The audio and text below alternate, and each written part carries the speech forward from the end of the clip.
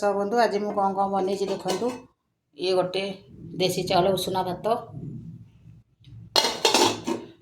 ये गोटे डाली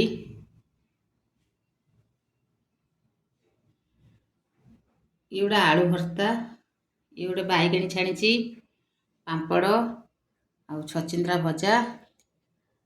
आ काकुड़ी लंका लुणटा सेपटे अच्छी एपटे पानी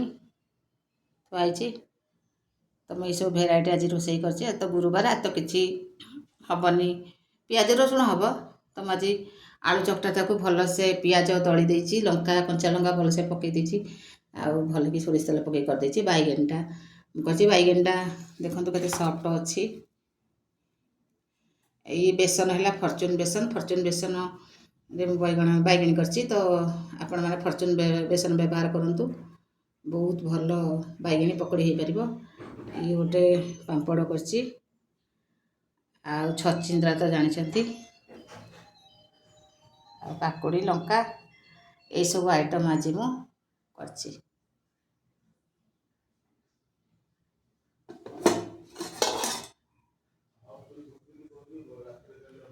गरम भात सांगे सांगे होती हुड़ा बाहर देखु